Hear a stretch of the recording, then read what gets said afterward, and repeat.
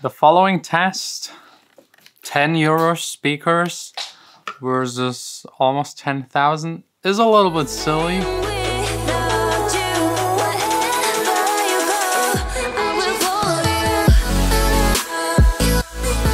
Hey guys, welcome to the studio, welcome to the vlog. As you know, I'm a total gear nerd. I love it, I'm happy. My bank account absolutely hates it. Here in the studio we got like the full DJ setup and of course also very expensive speakers that I couldn't live without. These right here are my main monitors for the studio. These are 4,800 something euros a piece. I got two of them.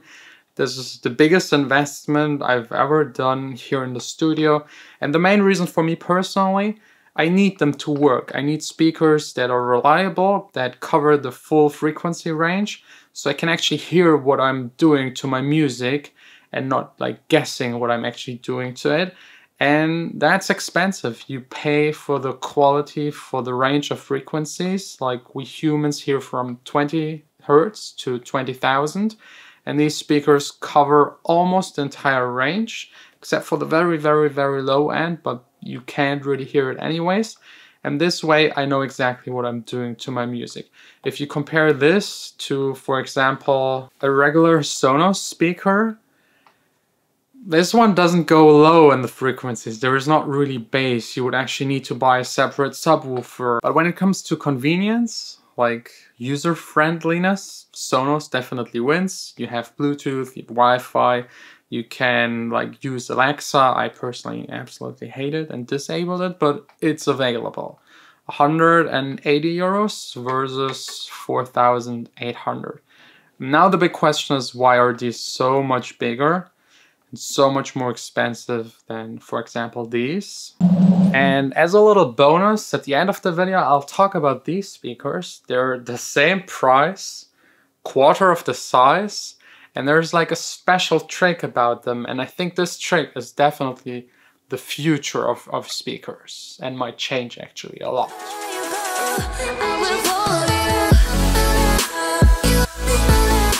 Did I already mention that I have a serious gear problem?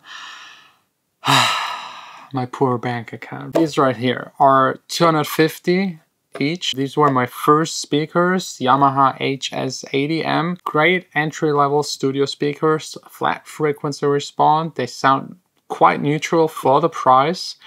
And then we got here Amazon's favorite speakers, 10 bucks. And the classic Sonos a lot of people have at home, 180.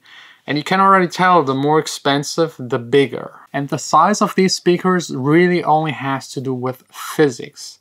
And it's something where we already reached the maximum. There will be no real innovation, except for that one speaker I'll show you at the end.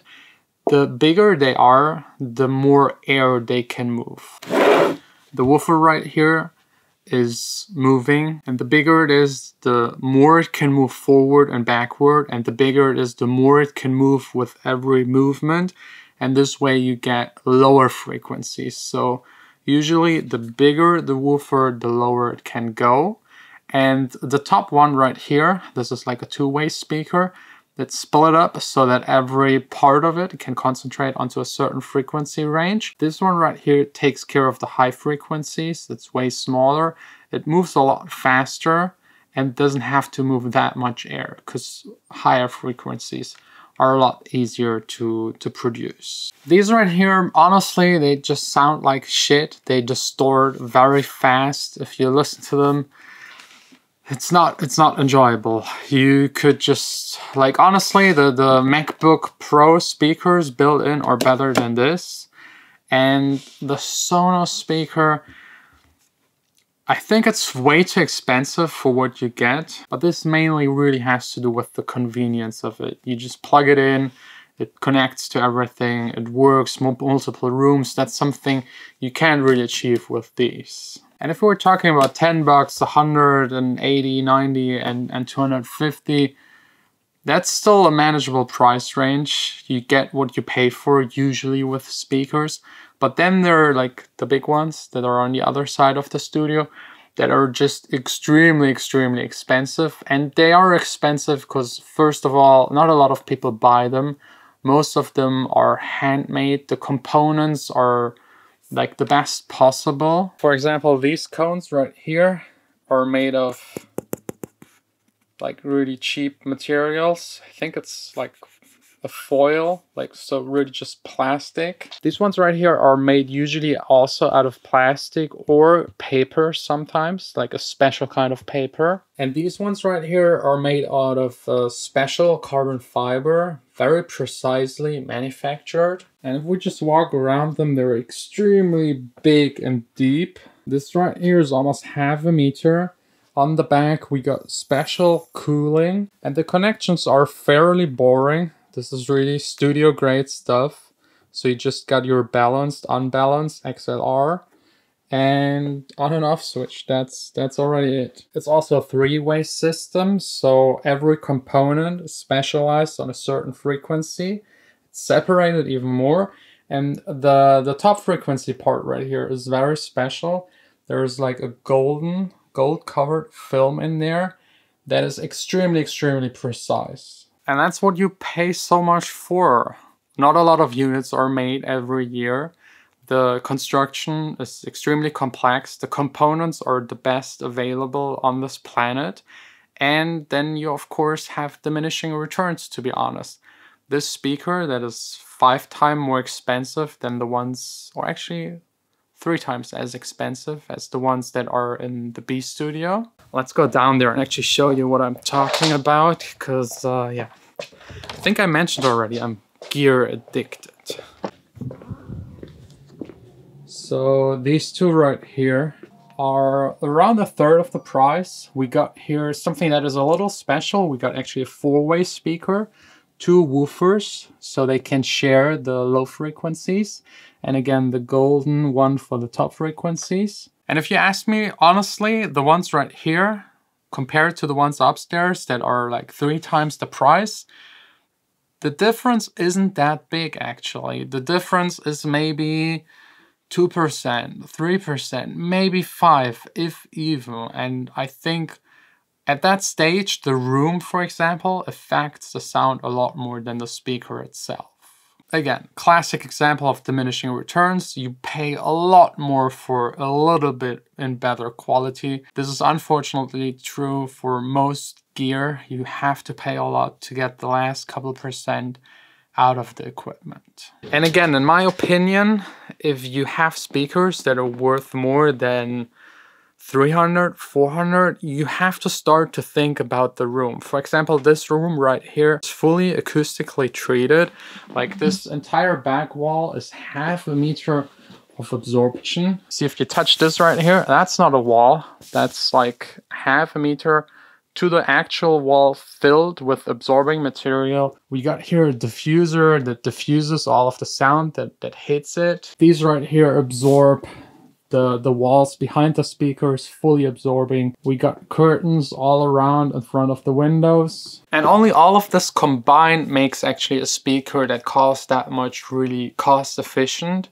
If you buy an expensive speaker and don't put it on a stand to decouple it, if you don't acoustically treat your room, you're basically wasting money. So for anyone out there that is just looking for a normal pair of speakers for listening at home, stay below 500 euros, 100%. If you spend more and you don't acoustically treat your room and you don't get stands, you're really just wasting your money, 100%. Never ever do this. And since speakers in that price range, for people that are not stupid, actually involves all of this, like putting acoustic treatment, because the acoustic treatment here in the studio is way more expensive than the speakers themselves. For these people, it doesn't matter how much the speaker actually costs. It's like a premium. It's like, I don't know, renting a room for a wedding. If you rent the same room for a birthday party, it's half the price. People charge you a premium for these specialized speakers that are for audiophiles and for pro-grade studios, like a couple hundred more or less. No one cares. Just to give you an example of like the acoustics, how much it actually changes. If I get really close to this right here, I'm sure you can hear that my voice sounds a lot different than this hallway, acoustically not treated at all. A lot of reverb, it just sounds like shit. And if you buy expensive speakers and put them in a room like this, you're again just really wasting your money.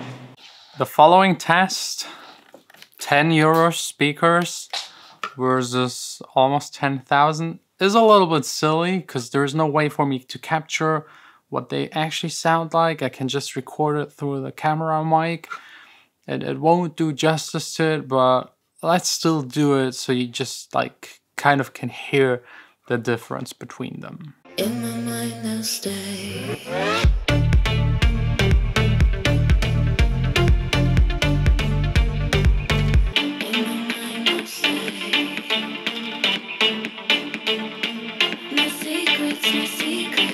Again, this is a silly test. It's like comparing these two cars against each other. We don't even have to talk about it. But while we're already at it, let's talk about these. These are the Key 3 speakers. And what's special about them, they also have speakers on both sides and also on the back. These extra speakers have a special reason, a very smart one. They cancel out all of the sound information that surrounds the speaker. Let's say sound is hitting the back wall and it reflects back to the listener. These cancel it out. They do something similar as noise cancelling headphones. They take what they're hearing, reversing, flipping the phase, and this way cancelling it out so that you have a better listening experience and the sound is directed to the front. It's cancelling out everything around it except for the front. I'm just waiting for these consumer product companies to implement the same over time. I know Apple is already doing that in their HomePod thing. It analyzes the room, it detects objects and it detects surfaces and adjusts the sound to the room. And I think Sonos will do the same, or they're already doing it. And this will definitely help to keep the size down, the sound quality up, and the price also down, because a lot will be done in software. It's the same with like smartphone cameras. Again, physics, these lenses are extremely small. There's just so much you can get out of them. But with smart software, they can adjust, enhance a picture beyond the capabilities of the lens actually. And I'm sure we'll see this also in speakers in the next coming years. And I can't wait, because having like studio grade kind of quality, even if it's like faked software quality at home for a fair price, is something I'm really looking forward to. Anyways, I hope this answered why speakers are so big. Again, physics. Why they're so expensive.